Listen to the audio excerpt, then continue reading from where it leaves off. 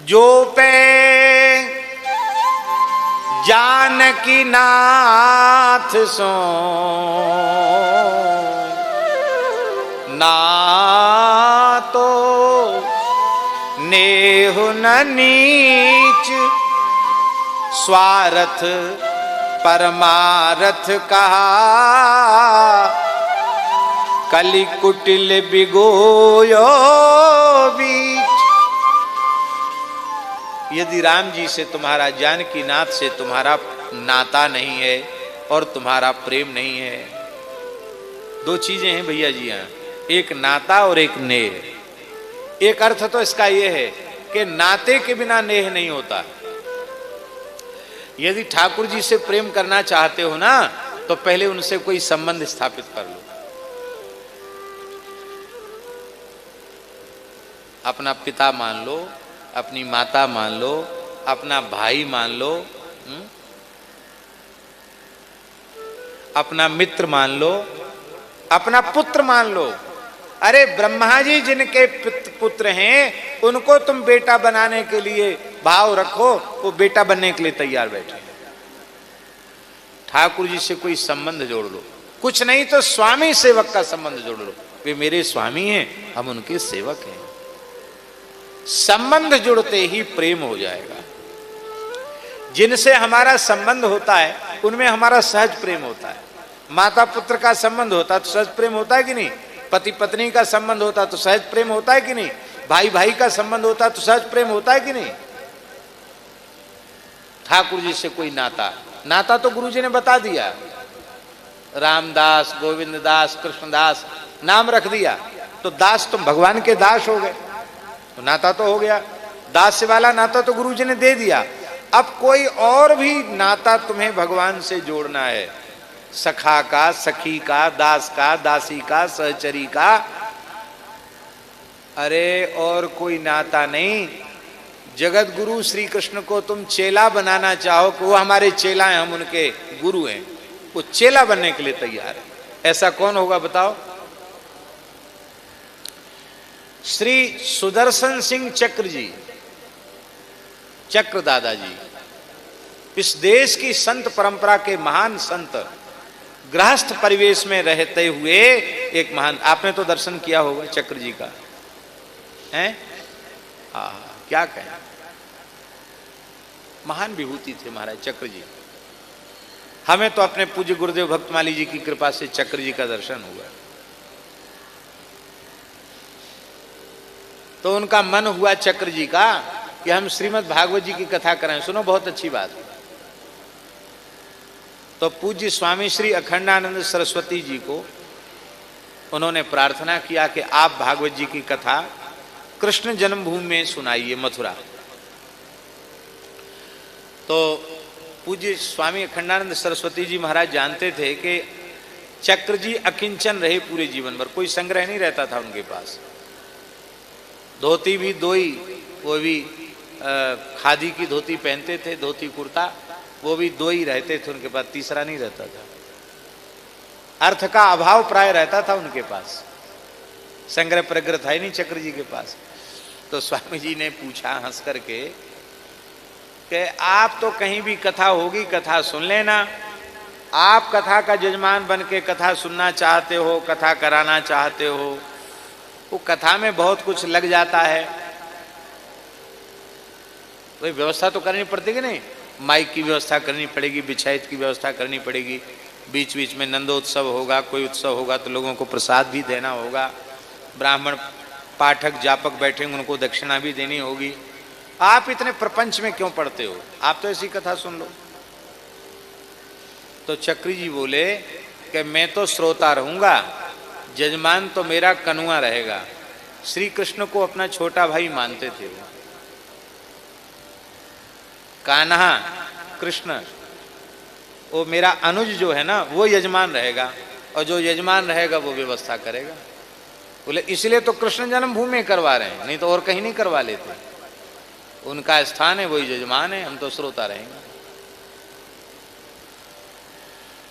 बहुत प्रसन्न हुए स्वामी श्री खंडानंद से। अरे बोले वाह, कनुआ यजमान बनेगा तब तो हमारी कथा सफल हो जाएगी, बहुत अच्छी बात। और महाराज जी ऐसी विलक्षण कथा हुई, ऐसी बड़ी बड़ी व्यवस्थाएं उस कथा में हुई कि आप आश्चर्य करेंगे। मुफ्त में कन्वा यजमान है, श्री कृष्ण यजमान है। श्री कृष्ण जन्मभूमि के जो उस समय मुख्य पुजारी थे, उनके पुत्र ने कहा कि चक्र दादाजी भागवत जी का मूल पाठ तो हम करेंगे। उन्होंने कहा एक अध्याय बांच के सुनाओ। पढ़ के सुनाया, बहुत बढ़िया पाठ है तुम्हारा, तो तुम क्यों करना चाहते हो पाठ? तो उसकी आंख में आंसू भर आए। बोले हमने सुना है कि आपका कान्हा यजमान है, आपका छोटा अनुज यजमान है, तब तो हमें मुंह मांगी दक्षिणा मिलेगी, इसलिए पाठ तो मैं ही करूंगा, दूसरा नहीं करेगा। स्वामी जी चक्र जी बोले बहुत अच्छी बात है, तो करो ठीक है, आप पाठ करो। तो क्या दक्षिणा चाहिए?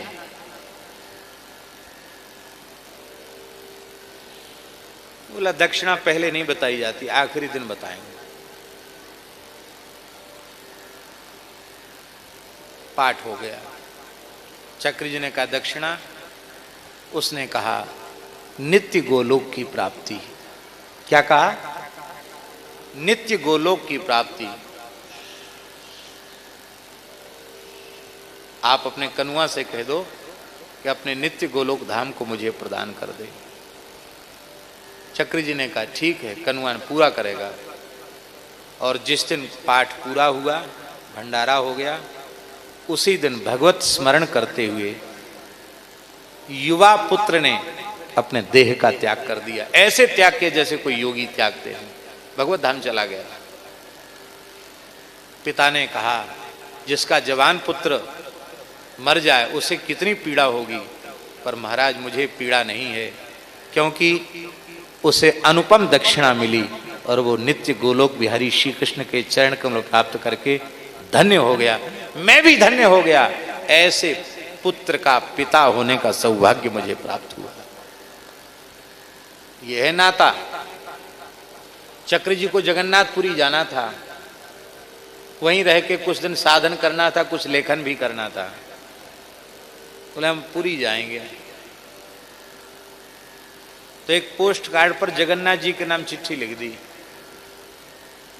मेरे प्रिय अनुज कनुआ, मेरा खूब खूब आशीर्वाद और खूब मंगल कामना। मैं आ रहा हूं, मेरी ठीक ठाक व्यवस्था कर रखना, ध्यान रखना मेरा। जगन्नाथ जी के नाम एक पोस्ट कार्ड भेज दिया। और जैसे ही ट्रेन से उतरे चक्र जी, एक व्यक्ति आया, प्रणाम किया और ले गया। और बढ़िया बगीचा, एक भवन, कमरा बढ़िया, अच्छा, खूब सुंदर व्यवस्था।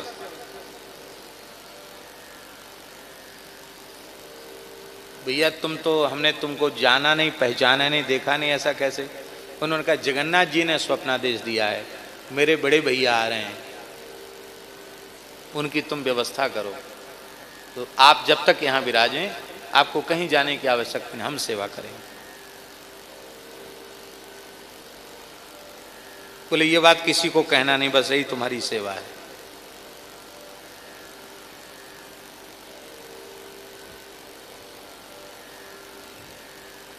दाऊ दादा को गुरु रूप में उन्होंने स्वीकार किया चक्र जी ने, और गिरिराज जी की परिक्रमा करने लगे। गुरु महाराज हमको दर्शन दें, जहां लुक लुक दाऊ जी हैं। साक्षात बलभद्र जी गिरिराज जी से उतर के आए और चक्र जी को कृष्ण मंत्र की दीक्षा प्रदान की। दाऊ जी को गुरु माना, श्री कृष्ण को छोटा भाई माना, मैं उनका बड़ा भाई हूं।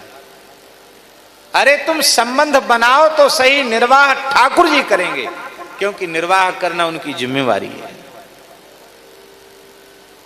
करते हुए निर्वाह, जीव से कहां निर्वाह होता है?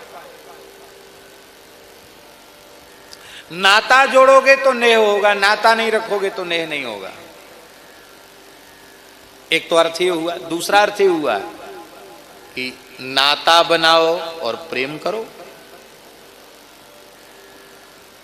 क्योंकि संसार में कई बार नाता तो होता पर प्रेम नहीं होता। पति पत्नी का नाता है, प्रेम नहीं है परस्पर। भाई भाई का नाता है, प्रेम नहीं है।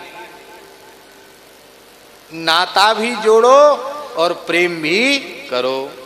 यदि ऐसा तुमने नहीं किया तो तुम्हारा स्वार्थ भी नष्ट हो जाएगा, तुम्हारा परमार्थ भी नष्ट हो जाएगा। क्यों? क्योंकि कुटिल कलिकाल ने तुमको बर्बाद कर दिया, तुम उसके बहकावे में आ गए और तुम्हारा कलयुग ने तुमको बीच में ही ठग लिया। बोलो भक्तवत्सल भगवान की।